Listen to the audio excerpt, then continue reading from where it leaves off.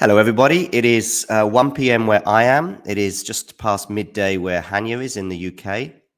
And we are here to talk about the one and only Ons Jabeur. Hanya, how are you doing today? I'm good, thank you. How are you? Not bad. Am I pronouncing your name right, by the way? Yeah, you're good. Okay. I mean, to be honest with you, I have guests which I mispronounce, and I also have many, many tennis players that I mispronounce. I think Ons Jabeur maybe is one of the easier ones to pronounce. I hope I'm getting her name right as well. Well, most media just says it Jabor, but Okay. in Arabic, I'm assuming it's Jabir. But Jabeur. it's how Okay. it's written. That's why people pronounce it Jabor. I'm not sure. I'm just guessing. I mean, we spoke a bit just before we went on air about languages and the dynamics of North African countries and the Arabic world, etc. What languages do you have in, for example, in Tunisia, they would speak Arabic and French, right? Yeah, and English. And Everybody speaks English. English. Yeah. Okay. So just to let everybody know, Hanya is from Egypt, but what drew you, for example, to the Tunisian that is Ons Jabeur? I'm sorry. What drew you as a fan, Right. perhaps, of her? Um, I think it's her personality, mainly. I think it looks like she's one of the most beloved players on tour. And I really wanted, like, there's no person who says one negative things about her, and that's True. what drew me to her. And I think it's because she's Tunisian and she's Arab, and we speak the same language, we share many cultural factors. So that's why, like, I was very interested to follow her career. Yeah, right. And I mean, I would say that she really started to come to the tennis world's attention. So I'm, I mean, by the tennis world, I mean mine. Yeah. Around about, I would say, I mean, I know she's been around for a few years, but it was the beginning of last year. I remember do you remember the videos from Australia when people were running around their bedrooms and stuff with the lockdown? And Ons Jabeur did a really funny one on YouTube, on Twitter, where she posted a picture or video of herself just running up to her mattress and bouncing off the Yeah. mattress. And also, she did a few tennis exercises. I think there was Ons Jabeur and there was a guy, I think, from Uruguay whose name escapes me right now. Those two people really took it, gave it a bit of a lighter feel, because there were a lot of tennis players at that time that were complaining about the conditions that they were in this unbelievable 5-star hotel and blah blah blah. Do you remember that period? Yeah, I mean, that's what I love about her. She's always like the positive outlook. Even when she loses, she always has this positive attitude, and she looks at what she did wrong and tries to improve it. I mean, I don't think like there's any negativity around her, like, And vibe she's in general. Yeah, absolutely. And she's really come on a lot in that last 18 months. So since that was January 2021, and I was like, Yeah. okay, she seems like a fun character. I heard a really, a really determined interview with her around the same time as well, where she was like, listen, these are my goals. I want to get further. I've been on the tour for a couple of years, but now it's time to get serious. And serious, certainly she's got. And obviously this year in particular, and you got to see her play this year, right? Yeah, I met her twice and I saw her two matches in Wimbledon, the quarters and the one before, I think. Yeah, cool. So obviously she won those matches. I Yeah. also remember the semi-final she had at Wimbledon, which was really nice, which was against the German Maria. I was watching that in a bar in London, funny enough, Yeah. on TV. And then we had that moment at the end of the match. Do you remember the moment she had with because these two are friends, I think. They are, and I mean, you'll find her like friends with the most random players on tour. Like, how are you guys family friends? Why? Like, Yeah. she's loved by everyone, really.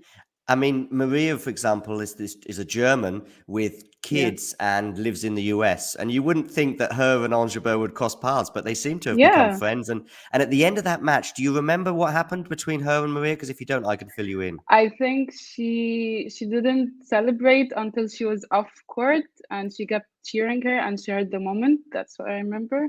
Yeah, absolutely. And she also really was keen. That's all true. And she was really keen. By the way, I'll just put this up. Which match was this? Can you remember? Quarters, I Quarters, think. okay. And who did she play in the quarters? Maybe you're going to have to fill me in there. Uh, Don't worry, I don't literally worry. forgot. Yeah. in the live chat, people, because this is why we have people in the live chat, because they can always fill Yeah. us in. I'm just going to get up anyway. Wimbledon quarterfinals. I know she played Maria in the semis. In the quarter, oh, Rybakina. No, that was in Oh the final. yeah, So right. Rybakina was the final. Rybakina was the final. The quarterfinal Yeah, was against Buskova. yeah, yeah, yeah, right. And she lost the first set. So actually, I think that's another interesting trait that she's shown, this determination to come from behind and quite a bit of adversity on the court. But also, really, I also wanted to speak to you about her impact off the court, Hanya, and tell Okay. me about the impact that she's had on the part of the world that she's from and the wider community. Well, I'll tell you a funny story. Like after the semifinals, I was in Egypt. I was watching the semifinals and the finals in Egypt, and I was in this coffee shop where they were showing the match everywhere, Okay. and they had the Tunisian flags like everywhere, and everyone was supporting her, and they didn't even care about the Djokovic match later on. They just wanted to watch Jabeur, which was really funny. Yeah. So yeah, I mean, the thing is, when you come from this part of the region, you'll find millions of people suddenly like relating to you, and they're not even from your country because Right. of the language sharing and the culture, religion, and many other things. So her impact, whether she likes it or not, and she does like it. I've read so many interviews, but her impact, it goes from Morocco to Oman, like across the region, and it's really huge because I mean, in sports you'll not find many people from that region succeeding internationally, Mm-hmm. especially outside football. Like in football, I can name you a couple in the Premier League alone, Of but course. other than football, it's very hard because of many factors, and one of them, like on top of my head, lack of federation support and lack Yeah. of financial support and sponsorships. Yeah. So for a very long time, these people, they have to make it on their own, and that's why you're gonna find so many people or so many players like in squash, they change the country they play for just to get the Yeah. sponsorship. Yeah. So yeah, the fact that she kept her all Tunisian team and decided to stay with it and decided to play for Tunisia until today, that's really inspiring. Yeah, I think something as well that springs to mind for me right now as well is really I think it's quite difficult because we've got a picture of you there at Wimbledon before that quarterfinal there, and you're from Egypt, and there you Yeah, are with an Ons Tunisian flag, Tunisian obviously flag. two different countries, and I'm sure Yeah, two very different countries in their own way. But I think for Europeans and even probably Latin Americans that are into sport somehow or another, our rivals, if you like, the ones that we don't want to succeed, are our neighbors. Okay. exactly. So when you have, for example, England against France or England against Scotland, for example, in football or in Latin America, Argentina, Brazil, Argentina, Uruguay, and so on, Mexico and the US as well. So you have these sort of tensions between countries. And yet, also in football too, I saw in the South African World Cup of 2010 that South Africa go out and they start supporting Ghana. Or Cameroon goes out and they get Yeah, behind Ghana as well. yeah, true. And so I'm Um, seeing this you there with your Tunisian flag, and is it like, oh, okay, yeah, well, Tunisia is sort of how do you feel about that, Hanya? well, I think I'm gonna speak for myself because I can't speak for the entire Arab nation. But like for me, I feel that anybody that comes from this region, I see it as one. So if you're Lebanese, if you're from Saudi Arabia, if you're from Algeria, I don't care. I'm gonna support you. You're trying to make it. I'll support you till the end. So because I mean we instantly connect like because we share so many cultural Sure. aspects and the language is similar. I mean sometimes we don't understand each other in terms of dialects, but like it depends on how familiar you are with it. But at the end of the day, you're gonna understand each other. And funny thing is, when I met Jabor in Eastbourne and she realized I'm Egyptian, she instantly changed the dialect to Egyptian, Oh, which nice. I thought was pretty smart of her. Yeah, I agree. Yeah, What I find as well on this topic, and I know we're sort of, but we're still broadly talking about tennis, and yeah, we're certainly talking about the impact of ons. What I find is that when you have even this applies to people I think from many parts of the world anyway. I think if you get two people from the UK and they're in a bar in London, they will talk about the differences between Manchester and London and Southampton and Glasgow and so on and so forth.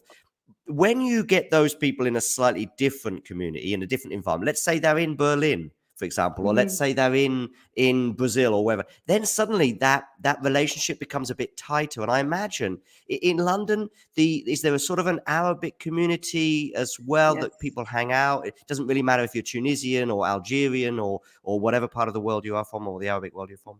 Yes, definitely. There is a huge Arab population in London, and we all connect. Like we find each other, and like when, let's say, an Arab musician comes and sings in London, you'll find the entire crowd Arabs, and that's how we meet. I'm just going to post in the live chat, get your own thoughts and questions in. Yeah, exactly. Do you remember the first time you heard of Ons Jabeur? Do you remember, was there an impact, a moment? I mentioned to you about how I remember her in Australia last year, and that sort of left an impression. Was there a moment on the court or off the court where it was like, oh, she's a cool person, I'm going to follow her? I mean, I've been following her for like her and Mayar. People tend to forget about Mayar, who's Yeah, just hit the top 50. yeah. But I mean, I've been following them both for a long time. But I mean, starting this year, I really thought that this would be her year. Like Okay. this would be the year that she does something. That's why I followed her even more closely. Yeah. Do you think that she could do something special in New York, or how do you feel about that?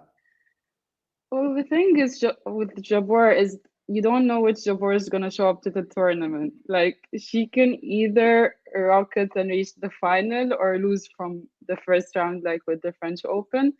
So, and that's why, like when I do the fantasy, I don't know. Like I can see you like going both ways. I can't tell, but I always thought that Wimbledon would be the first like major show-ins, Yeah, which yeah. I'm which just going to she was very close to doing it. I know. How did you feel? Talk us about that final, okay? We've spoken about some of the earlier rounds, and you were there for some of them. Talk to me about your thoughts during the final. Um, I was proud of her. Like regardless of the result, I was proud of her. I cheered for her. Like even when I met her, I told her like you've done so well. It doesn't matter how far you reach, just enjoy it. We're proud of you regardless of the results. And I mean, might have been a bit sad watching it because like you were just one set. You had full control of the match. What happened?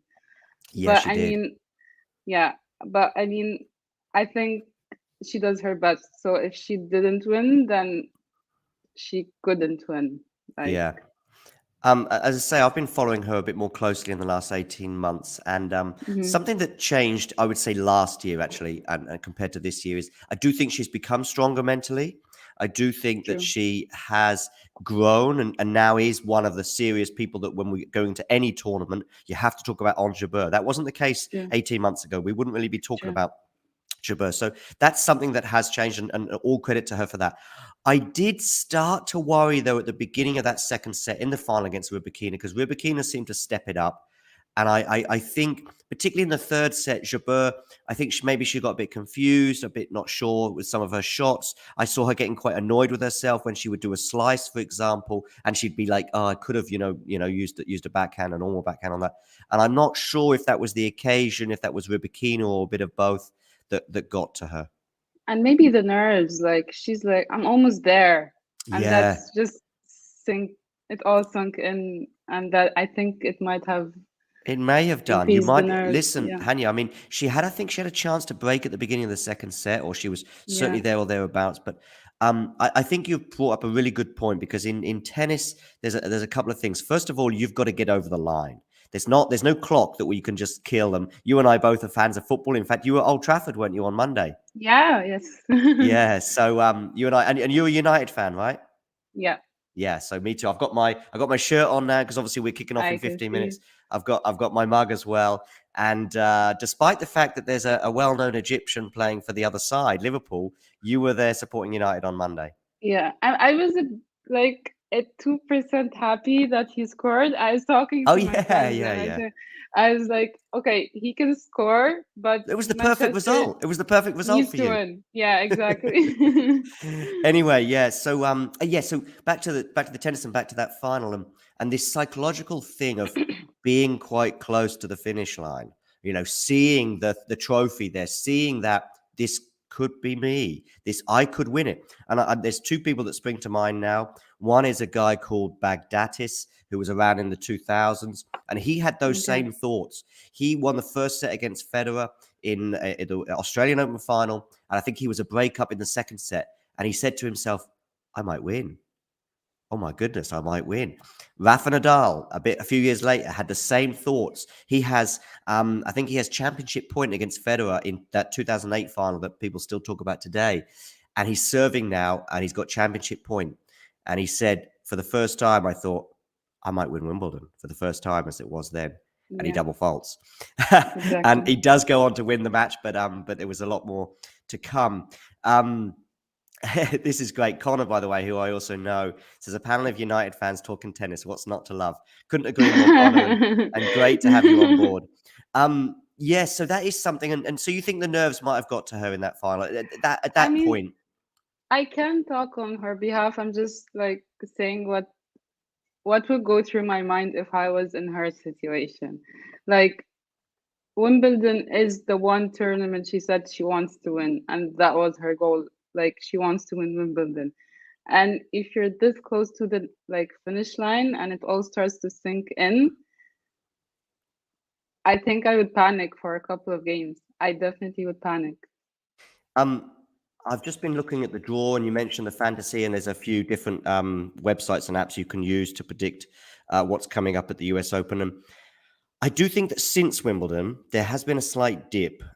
She hasn't, obviously, there's not been that many tournaments. And Yeah. as you say, I think Wimbledon and grass may be better suited to her.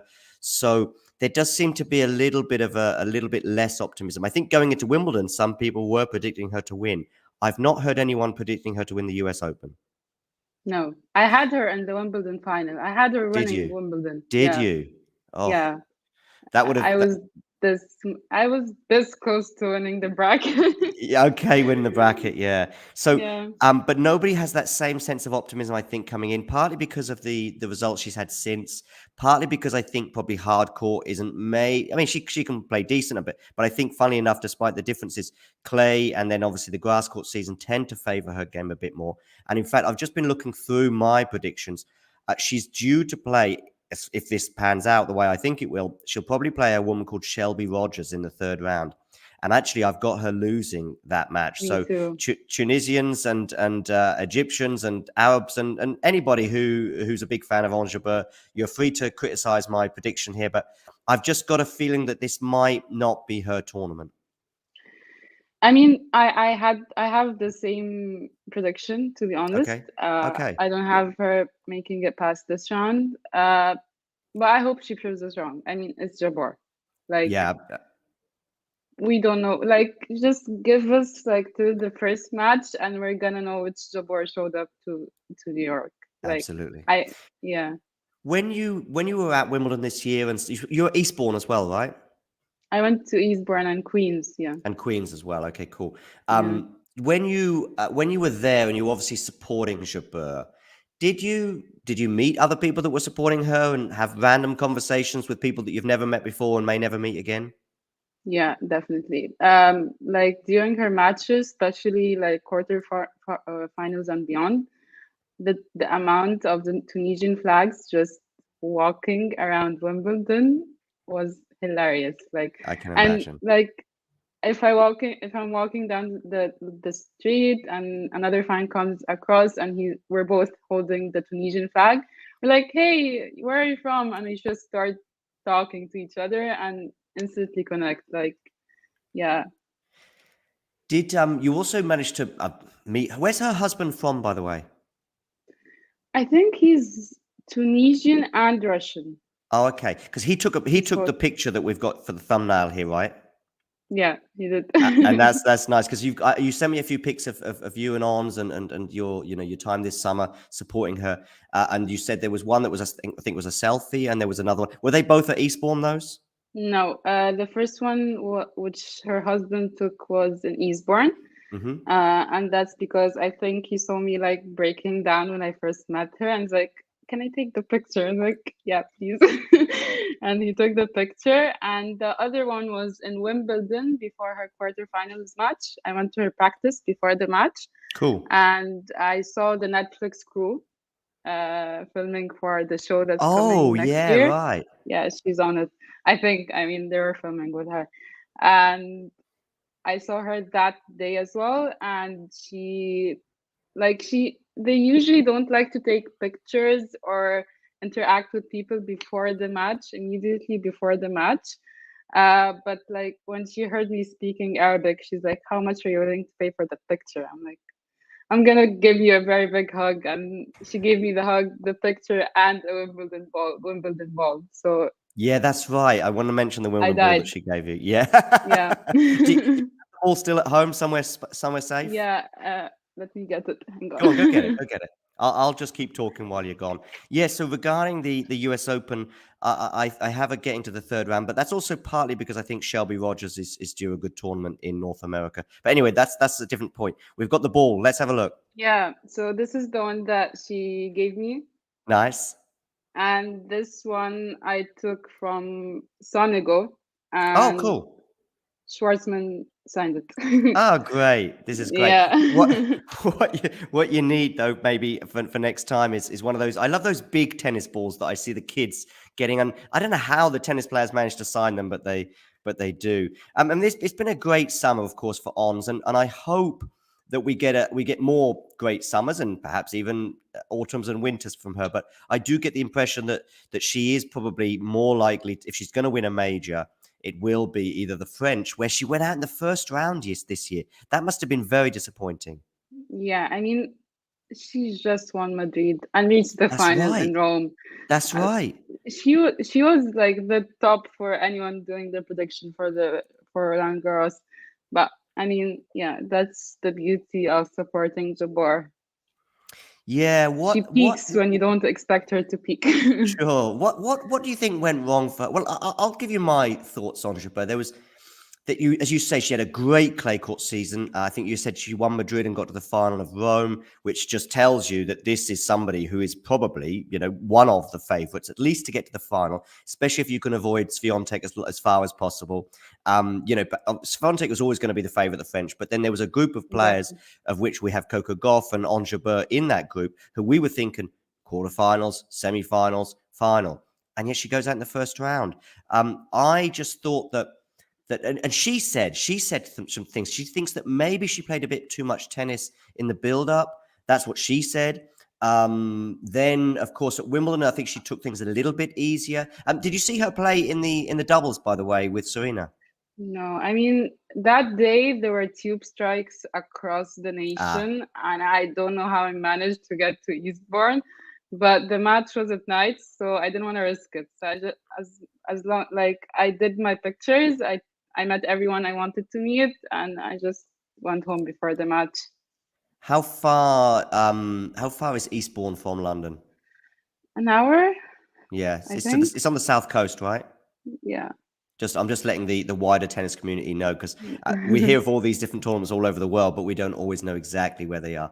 It's about an hour by train. Yeah, right. Anyway, so then we come back to the French Open. Anyway, so something wasn't quite right, because really she shouldn't be losing in the first round. Do you have any sort of thoughts on what happened and what went wrong for that day? I mean, before you said, I didn't hear her interview, and before you said what she said, Yeah, that was my initial thought.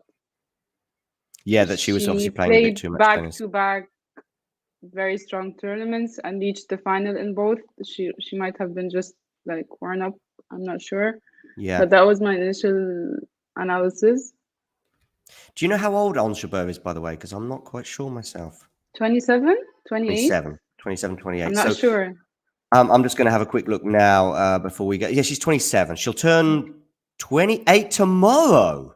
Oh, Boom! We I should have didn't really know that done this was for his her birthday. birthday tomorrow. Yeah, I know. Well, maybe somewhere in the world right now it is the 28th of August. So that's, by the way, you did well there by saying 27, 28. I'm not sure because she's got Brengle, by the way, in her first round match on Monday. I think it's going to be a sort of mid to late afternoon. Playing a Okay. home player will be a bit tricky, and as I say, I think she will get past Brengle, but playing Shelby Rogers, She I should. think in the third round will be one step too far. Yeah. But I she should mean, she should win that. she should. She should. Yeah, But yeah, definitely. so she's going to be 28 tomorrow. So happy birthday, Ons, for tomorrow.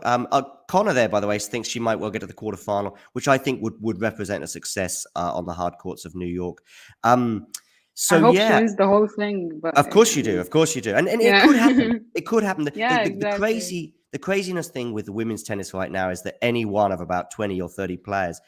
Listen, Raducanu kind of changed the landscape of women's tennis in so many ways that really we have to now broaden our horizons somewhat away from, for years it was Serena Williams and maybe someone Yeah, else. Now, of course, it's 10, 20, 30. You could you could present an argument that says, I think Ons Jabeur would win the US Open, and it wouldn't be ridiculous. And you could say that for exactly. about 30 players. So who knows? I could have egg on my face in a few days from now. And listen, she may well have cake on her face tomorrow if it's her birthday.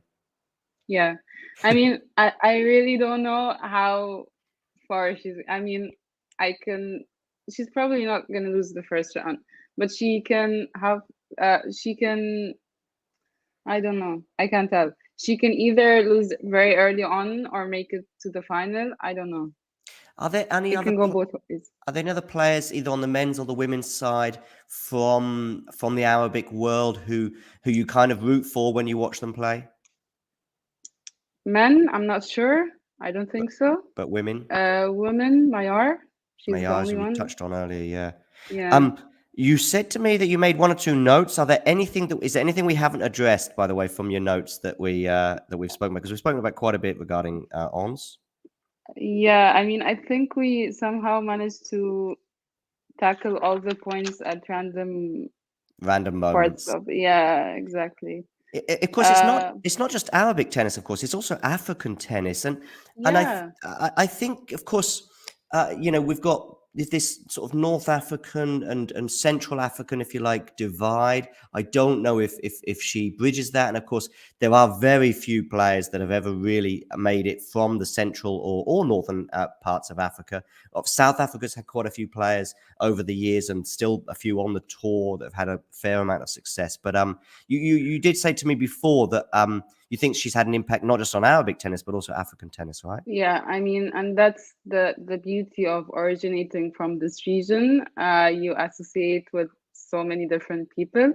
And I mean, funny when she won Madrid, the narrative changed so many times because the tweets kept angering a lot of people. At first, Oh, they're like, the first Tunisian to win, and then many people were like, she's the first Arab to win as well. So they right. started writing the first Arab, and then people were like, she's the first African to win as well. And then first Arab North African. Is there anyone else who wants to join in? Like the Anyone else? bracket kept on widening. Yeah. Yeah. That's an interesting point because it's funny again because actually it brings me back to this. I'm from Europe, of course, and so that's my part of the world. And we kind of go the other way around. We will start with, for example, Andy Murray, the first Brit to do X, Y, Z, and then Scottish people say first Scot to do X, Scott. Y, Z, Yeah, or whatever. So exactly. we kind of go more insular, Yeah. and I the mean, anger goes within. yeah, I mean, she's definitely first. Like, she's definitely first Tunisian.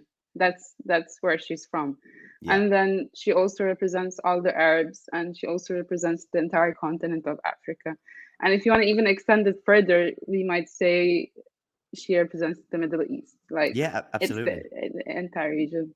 Yeah, right. And we're Yeah. going to finish pretty much on this point because, first of all, I think both of us want to watch United, which are kicking off pretty much as we speak, but also because the region, as you say, and that's a lot of pressure on her. That is a lot of Yeah. pressure on her. And do you think she ever feels that? I mean, she doesn't really show it, certainly off the court. Well, I mean, it's a pressure if you want it to be a pressure. I mean, I always think that we should leave it up to the player to decide who they want to represent and inspire, because the more we put pressure on her, like the less she'll enjoy the game. But again, I think she enjoys it. I think there were a couple of interviews where she said she doesn't want to inspire only Tunisians, she wants to inspire everyone in the region, and she loves it. And she loves associating with all those people, and I think she enjoys it. Like, yeah, I I think, mean, go on. yeah, no, I mean, I was just saying that we shouldn't put that pressure on the player as people from this region unless they really want it. But you can't help it. You see someone emerge from here, and you want them to succeed. But I think she has done so well in handling this pressure. She enjoys it. That's what There, I'm seeing. there's a journalist, Hanya, from North Africa. I'm not sure if she's Dream. Egyptian. Reem, yeah, and she's done some Yeah, good she's interviews, Egyptian. and I follow her on Twitter and stuff, and I certainly suggest those of you watching that really want to keep an eye on all things Ons Jabeur and even just North African tennis in general, to give Reem, her name is right. She's an Egyptian Yeah, tennis journalist, and she's excellent and yeah, has I done think some so. great interviews with Ons this year. Yeah, she's a big fan of Ons, I'm assuming. Well, yeah, I've been following her for a very long time, mainly Me too. because I'm proud of her. Yeah, Yeah, me too. yeah. Also, Hanya, what is your Twitter handle for those of you that want to keep up to date with you and your Ons Jabeur support? It's Hanya Ghetany, like You Hanya can EL and then Ghetany as you you spelled can it even write. in Can you the. write it to me in the private chat? Yeah, I'm not sure Click on how the. to do. Oh, yeah, Can you see private chat? Just write it to me there, and I'll put it up on the screen as well. yeah, So yeah, make sure you give Hanya a follow. I'm sure you can find her by putting this search into your Twitter, and you'll find her on social media. There is one thought that I just came across my thoughts when you were talking about her and the different parts of the regions that she may well represent. Is I do think that a weakness for tennis compared to say football, which is obviously my other big passion, is that tennis does find itself, let's say, not the most open, despite the fact that 3 of the 4 majors are called opens, sport in the world. And when it comes to people having opportunities, for example, to pick up a tennis racket in Cameroon, in Ghana, in Iraq, in Iran, blah blah blah, it's clear that we can see from many of the champions that they come from certain regions in the world, and those regions tend to be some of the wealthier ones, and certainly the ones have more opportunities. So what Ons is doing right now, and hopefully she can continue to do, is just there was some results this year on the Challenger Tour where the first Iranian won a match, and it's like, wow, that's great. I want yeah, to see more of that. yeah, exactly. And I mean, I saw many people saying like, why are you making it about countries? Tennis is an individual sport. And people are surprised how the amount of support she's getting from the region. But I mean, I understand that the dynamics of this region is hard to understand, it's hard to comprehend, but it's really hard to make it on your own, especially when the sport is not that much watched or supported. So what she's doing is really inspiring. Absolutely. She Yeah. must have, a good team around her. Her husband as well seems to play a prominent role in her rise.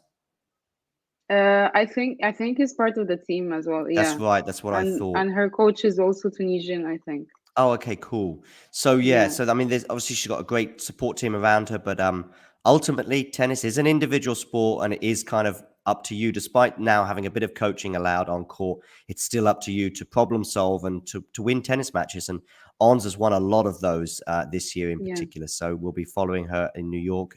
Any final thoughts, Hanya? I just hope she does her best in New York. I'm sure she will, and she needs to know that we're really proud of her. Like this year has been great, and I'm sure like the best is yet to come for her. Wonderful. What positive and exciting words.